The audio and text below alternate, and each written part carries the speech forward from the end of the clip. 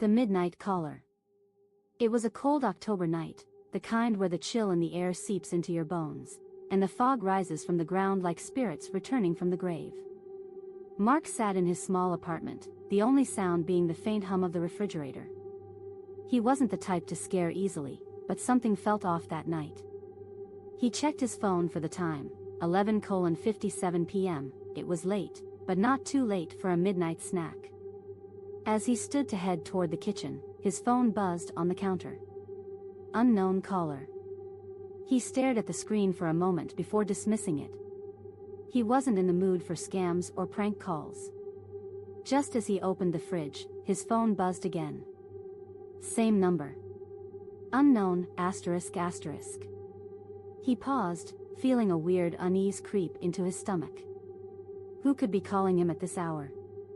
He picked up the phone and answered, but no one spoke. There was only silence on the other end, heavy, static silence, like the kind you hear when someone's listening but not speaking. Hello?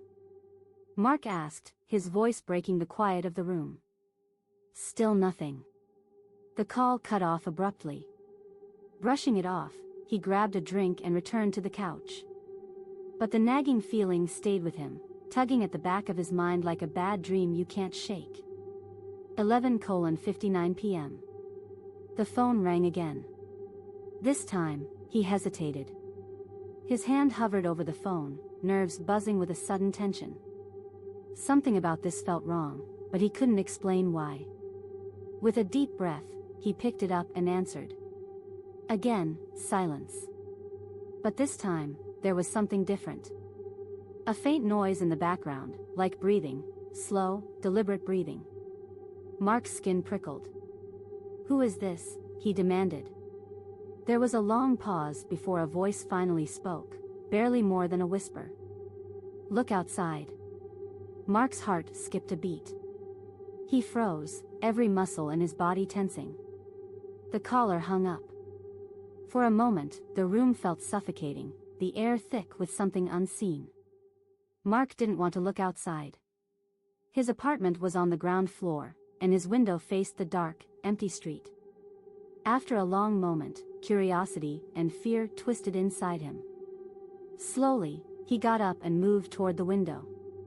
The fog was thicker now, swirling under the streetlights. Everything seemed normal, at least at first. He peered closer, scanning the street for movement. Then, he saw it. A figure, standing in the fog, just beyond the streetlight's glow. The silhouette was tall, almost unnaturally so, and completely still. He couldn't make out any details. No face, no clothing, just a shadow in the mist. Mark's breath caught in his throat.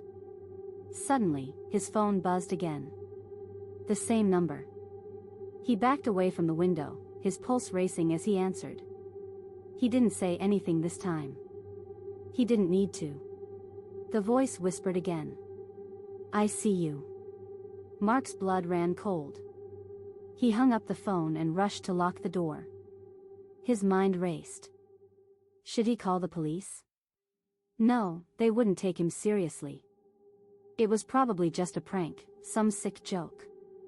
But deep down, he knew this wasn't just a prank.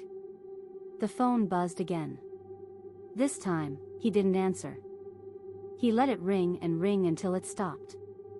The quiet that followed was worse than the call itself. He stood in the middle of the room, heart pounding in his chest, waiting for something, anything, to happen. Suddenly, there was a knock on the door. Mark jumped, his heart nearly stopping.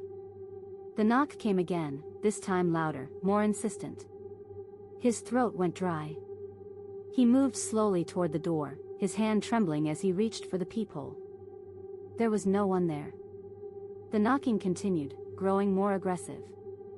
His mind screamed at him not to open the door, but his body moved on its own.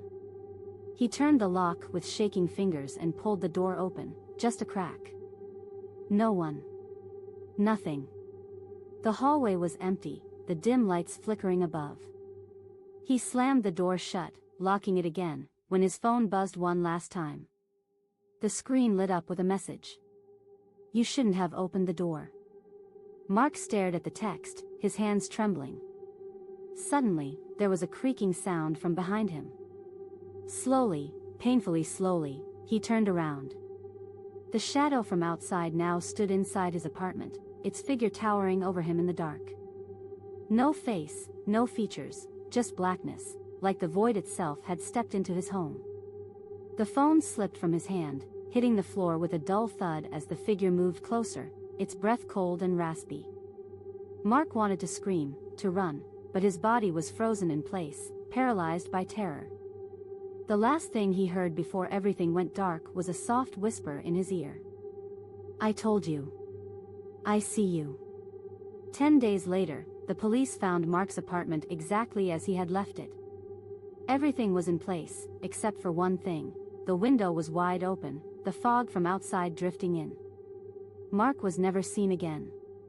But the phone calls? They never stopped.